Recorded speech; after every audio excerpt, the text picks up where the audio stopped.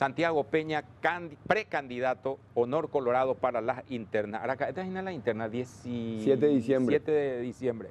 Bueno, y aquí estamos para conversar con él acerca de varios temas. ¿Qué tal, Santiago? Maravilloso, No, ya sé. Profesora, profesional.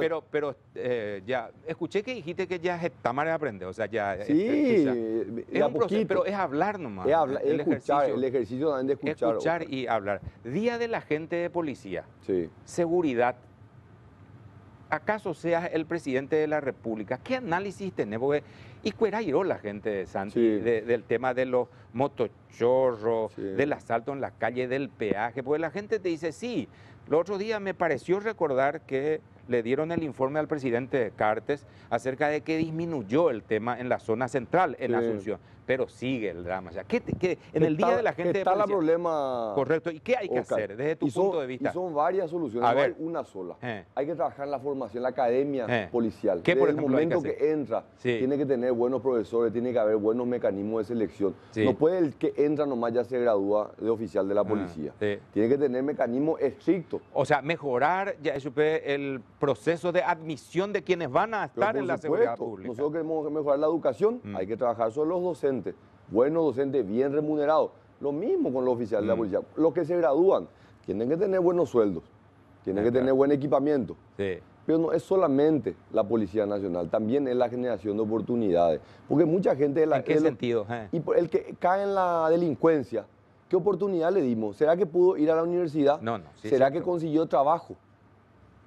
Ese es el problema muchas veces, Oscar. Hay gente que cae en la delincuencia, cae también en la Es el análisis integral del otro lado. Pero en cuanto a la Policía Nacional concretamente, entonces, primer proyecto tuyo es mejorar la calidad de proceso de admisión a la academia. Mejorar la academia, la formación de los oficiales, ¿verdad? Y después jerarquizar a la misma Policía Nacional. O sea, estás hablando de funcionarios de la policía que no son contratados ya, o vos crees que todavía hay que seguir teniendo contratados? No, yo creo que eso no cambia, que sea contratado o nombrado, ¿verdad? Tienen que ser procesos muy rigurosos, de los que entran tienen que cumplir, los que no cumplen, a su casa.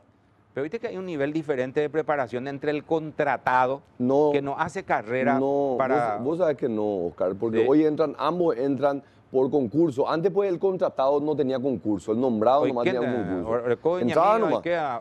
Y hoy no, hoy entran todos por igual, ¿verdad? Y el mismo proceso. Y hay que trabajar en eso, Oscar. Bueno, muchas veces porque también tenemos muchos oficiales, ¿verdad? Imagínate, tenemos cerca de 25.000, pero 14.000 nomás están disponibles en la calle. Hay todavía muchos que están haciendo guardias privadas, cuidando a políticos. Entonces necesitamos también que estén en la calle cuidándole a la gente. ¿Qué harías en ese caso, Santiago? Y hay que limitar cuál es la cantidad de oficiales que pueden darle, por ejemplo, a un senador o a un político. Hay quienes tienen 20 policías, por ejemplo, que le están cuidando. Y de repente no tenemos oficiales que estén... ¿Analizaste por qué pudo haber ocurrido eso? Y son prácticas que se han venido dando durante años y son cosas argeles, pues sacarle la custodia, no me está en persecución política. O sea, tiene que ser conversado. Tiene que ser conversado, reglas claras, todos por igual. Vimos que estuviste recorriendo la cantidad de funcionarios públicos. Sí. Estaba haciendo permanentes repasos, porque ya leí al año para poder saber más o menos el cuadro. Tenemos más de 300.000 funcionarios públicos. En tu proyecto como candidato a presidente, ¿qué análisis tenés del funcionariado público? ¿Hay que elaborar el proceso para saber en qué sector el Estado necesita reasignar tareas? ¿Qué pensás con respecto a los funcionarios públicos? Yo tengo, te habla alguien que ha sido funcionario público toda su vida, ¿verdad? Así que conozco desde adentro, estoy muy orgulloso de ser funcionario público. Y empecé, imagínate, Oscar, como ordenanza y ahora voy a ser presidente de la República. O sea, es una linda carrera. Entonces, el funcionario público tiene que ser jerarquizado, tiene que ser reconocido en su labor el que hace bien tiene que tener un buen salario, acorde a la responsabilidad que tiene. El que no cumple el trabajo, el planillero, tiene que irse a su casa. ¿Cuántas horas de trabajo por día tendría que tener? 8 es lo que establece la ley. Vos sabés que hay algunos que están disputando esto en la Corte, pero la ley es clara que tienen que ser 8 horas laborales. O sea, en tu caso vas a abogar para que sean 8 horas. 8 horas con un salario acorde a la responsabilidad. Y con todo su beneficio. Pero tenemos más de 300.000. Tenemos menos de 300.000, creo que son 290.000. Por primera vez en la historia del Paraguay, este gobierno, después de 4 años, tenemos menos funcionarios que los que había cuando iniciamos. Por lo general, gobierno que viene aumenta. Primer gobierno disminuye. Yo leí un informe de la Secretaría de la Función Pública y al final del 2016 teníamos 303.000 funcionarios públicos. Dicho sea de paso, un poco más de mujeres que hombres. Sí. Pero digo, eso entonces bajó también menos de 300.000. Menos, tenemos menos funcionarios, no sé cuánto es el número que tenemos hoy, pero sigue siendo menos de lo que teníamos el 15 de agosto del 2013. Ha habido un proceso de depuración, porque en el proceso también entraron más policías, han entrado más maestros, más médicos, pero hemos disminuido en otras categorías, en cargos administrativos. Pero si tuvieras que recapacitar, digo, a los funcionarios públicos, ¿en qué sector estás viendo? Salud. Salud pública. Salud probablemente necesitamos más. Esa es la realidad. ¿Técnico? No, médico, enfermera, odontólogos. No todos los funcionarios están digo los que voy a decir. No, en un sector, si vos me decís cuál es el sector, educación, salud, yo veo que en salud falta. Yo veo, honestamente, es lo que recorro, entro a los centros de emergencia, hablo en los hospitales distritales y la gente te dice falta. La población creció mucho, va a los centros de salud, ¿verdad? Porque esa es la realidad. En la medida que hacemos un mejor servicio y la gente se va más, porque tiene respuesta. Sí. 5 veces más aumentó la atención en los hospitales públicos. Para que no sea simplemente una declamación de campaña. Hace años, no sé si te juntaste con los del IPS y dijiste, voy a hacer todo lo posible por mejorar la situación de miles de asegurados. ¿Qué vas a hacer en IPS? Bueno, ¿De qué estás hablando? Tuve una reunión ya con funcionarios del IPS hace unos días y bueno, les conté que nosotros empezamos a pagar deudas históricas con el IPS. El Estado tenía una deuda de 50 millones de dólares, la pagué yo siendo ministro de Hacienda. El Instituto de Previsión Social hoy tiene una administración que realmente está apostando a futuro, está construyendo va a construir cerca de 1.000 camas en estos 5 años de gobierno, prácticamente duplicando la capacidad instalada, pero todavía hay que aumentar más. Una administración mucho más eficiente hace de que los recursos lleguen donde realmente se necesitan. Pero cuando decís para miles de asegurados, ¿qué es lo que le decía al asegurado del IPS que te está viendo, al jubilado, al pensionado? ¿En qué Santi Peña, presidente de la República, va a mejorar esta situación? Porque todos sabemos, a esta hora voy a decir, ¿qué sabe Santiago Peña del IPS? Y te van a llover, te van a decir medicamentos, nada, lo que yo le diga, ¿verdad? Le va a satisfacer a alguien que va para ser atendido y no ha atendido, o pide un número y le dan para dentro de un mes, ¿verdad? Entonces, ¿qué es lo que hay que hacer? ¿Qué es lo que yo voy a hacer? Voy a apostar al IPS, voy a apostar a hacer mayor inversión en infraestructura, construcción de mayores camas, más espacio, más recursos para la institución. ¿Y cómo se consigue esto?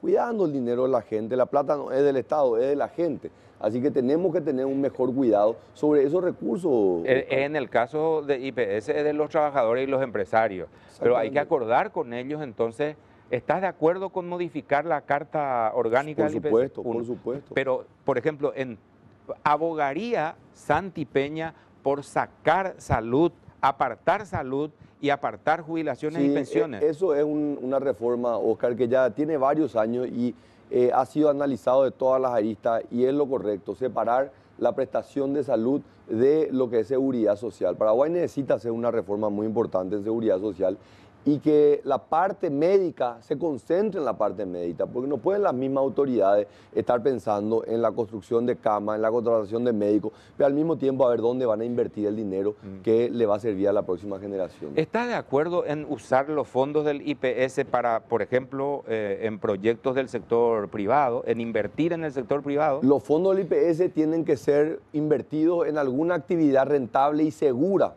pero lo más importante tiene que ser segura, ¿verdad? Para que ese asegurado, cuando llega a la edad de jubilar, Oscar, tenga la plata.